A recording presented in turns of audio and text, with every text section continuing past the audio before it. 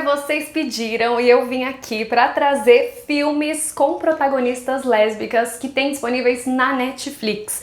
Na verdade, não são só lésbicas, tem outras mulheres também LGBTs. E eu já fiz um vídeo parecido, mas foi focado mais em séries. Inclusive, vou deixar aqui no card, caso você ainda não tenha assistido ele, depois assiste. E esse eu vou focar mais em filmes. Então, antes de começar, já deixa aquele like pra você não esquecer. Se inscreve no canal se você ainda não é inscrito e ativa o sininho pra receber as notificações.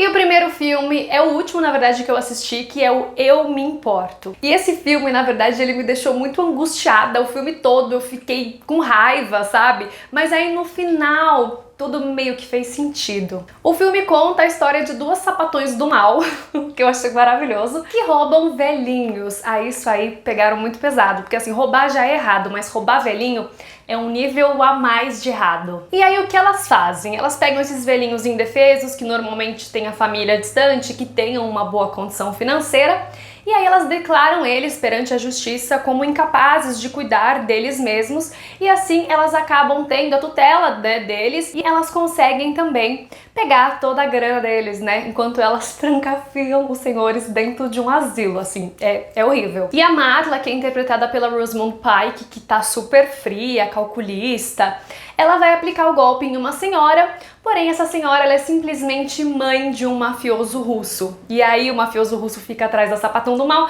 a sapatão do mal fica atrás do mafioso russo, e aí, meu amor, uma loucura. O que eu achei o melhor, assim, desse filme é que não existem mocinhos, né? Todo mundo é vilão. E eu gostei muito como mostrou um casal de duas mulheres como vilãs também, e o fato delas serem lésbicas ou bissexuais, enfim, LGBTs, não foi tratado como uma questão, sabe? Simplesmente com a naturalidade que deveria ser sempre tratado. E o próximo filme é o The Fews. O filme conta a história de duas mulheres que estão noivas, né? Elas vão se casar e aí elas resolvem fazer uma despedida de solteira juntas. O que eu já não acho muito legal, entendeu? Não sei se eu ia querer a Júlia na minha despedida de solteira, acho que eu queria só minhas amigas lá. E aí nisso elas estão lá na curtição com os amigos, tomando uns drinks, usando uns entorpecentes, até o momento que uma delas declara que nunca teve um orgasmo. E nisso a companheira dela fica, né, super, enfim, chateada, né, todo mundo fica, né, um clima meio constrangido e aí gera várias brigas e muitas discussões bem importantes sobre esse tema. Esse filme, ele tem uma pegada mais leve, ele não é um filmaço, eu reparei alguns problemas de roteiro, de direção, mas no geral ele é bem divertido, ele cumpre aquilo que ele propôs, ele traz esse debate sobre a questão da sexualidade feminina, sobre o prazer da mulher e protagoniza um casal de duas mulheres. E o próximo filme é Gostos e Cores. Esse filme uma amiga minha que me indicou, não sei se as amigas de vocês são assim também, mas as minhas amigas, elas veem um filme sapatão, aí elas já falam pra mim, amiga, assisti esse filme. E aí eu assisti e gostei bastante. O filme conta a história da Simone, que é uma jovem judia e lésbica, mas lésbica assim, anos de estrada aí nessa vida, e ela namora uma mulher, mora junto com ela, e aí ela pede ela em casamento, e ela tá toda feliz, né, que vai casar com o amor da vida dela, só que nisso, inesperadamente, ela se apaixona por um amigo dela, que é chefe de cozinha, que ela tá sempre junto com ele, porque ela gosta bastante de degustar, né, os alimentos. Acredito que por isso o nome do filme também é Gostos e Cores, porque ele tem bastante essa parte bem sensorial. E aí ela fica dividida entre esse cara, que ela tá super atraída, e a namorada dela, e também traz essa pauta muito interessante, que é sobre a nossa sexualidade, né, sobre a gente se colocar em caixinhas, né, às vezes, igual ela, né, que ela falou, não, eu sou lésbica, fui lésbica a minha vida inteira, isso não pode estar acontecendo, então tem uma negação dentro dela, mas ao mesmo tempo ela quer viver aquilo.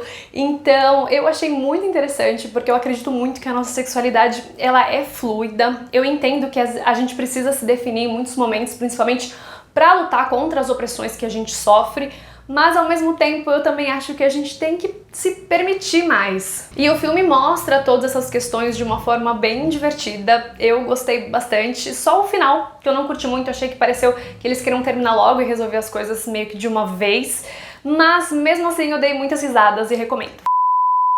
E o próximo filme é o Você Nem Imagina. Eu assisti esse filme logo que estreou, porque estavam falando muito, eu assisti com a minha namorada, e eu achei ele um filme bem típico adolescente. O que eu achei muito importante, porque eu, pelo menos na minha adolescência, não tive filmes com representatividade lésbica. A Ellie é uma típica adolescente mocinha, sabe? Com aquele perfil nerd, que mora com o pai, perdeu a mãe. e ela faz a lição de casa da galera, cobra uma grana, e nisso tá vivendo lá de boas, em paz, tranquilona, isolada, não tem muitos amigos, até que um menino da escola dela pede pra ela escrever uma carta de amor pra garota que ele tá afim, que é a Aster Flores, que é a garota mais gata da escola, e ela é bem gata mesmo. E no começo ele fica um pouco relutante, mas depois ela começa a escrever as cartas e ela começa a se apaixonar pela Aster, e a Aster começa a se apaixonar pela pessoa que está escrevendo as cartas. Embora quando ela encontra o cara pessoalmente, o Paul, ela não sente muito essa química com ele, mas ela gosta muito das coisas que ele escreve, que no caso não é ele, né, é a Ellie. E aí o filme se desenvolve como uma típica comédia romântica adolescente, que é bem gostosa de assistir, apesar de todos os clichês.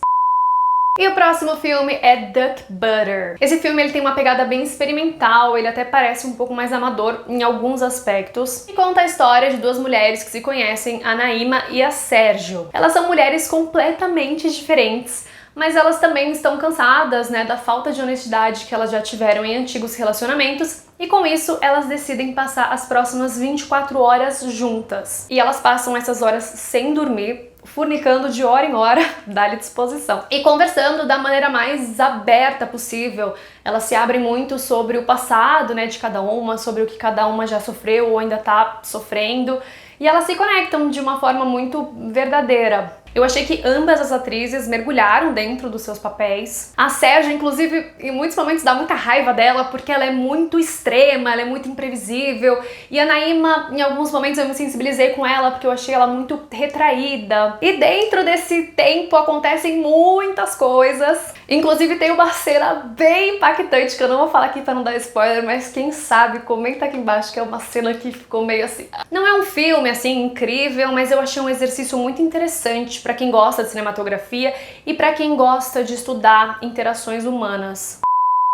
E o último filme que eu vou falar aqui é A Voz Suprema do Blues. Esse filme tem atuações tão incríveis, mas tão incríveis, que Viola Davis, inclusive, está concorrendo ao Oscar de Melhor Atriz, e o Chadwick Boseman também está concorrendo ao Oscar de Melhor Ator. Ele faleceu, né, depois desse filme, mas eu tenho certeza que a atuação dele na Voz Suprema do Blues foi um legado que ele deixou pra gente. O filme ele tem uma proposta que, pra mim, assim, eu me senti como se eu estivesse dentro de um teatro. O filme conta a história da Ma Rainey, ela que é a mãe do blues, e a sua relação conturbada com a indústria musical de Chicago nos anos 20. E eles estão tentando, né, fazer a gravação do álbum dela juntamente com a sua banda, e nisso acontecem várias coisas nesse meio tempo. Ela tem vários ataques que no começo a gente acha que é estrelismo, mas depois a gente entende que na verdade é uma mulher negra, cantora, tentando se afirmar, né, numa indústria completamente racista, com produtores que não respeitam ela. E a personagem da Viola Davis tem uma relação com uma menina que ela leva junto pra gravação, que é uma menina completamente deslumbrada,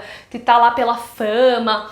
E ela meio que também parece que usa a menina, assim, sabe? Como um chaveirinho também.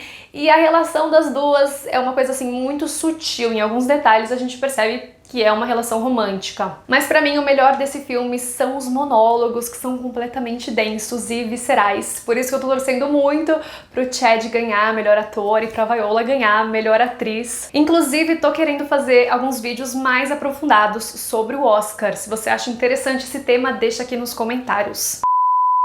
Então é isso, essas foram as minhas dicas de hoje. Eu espero muito que vocês tenham gostado. Um beijo enorme e eu vejo vocês numa próxima. Até! Tchau, tchau!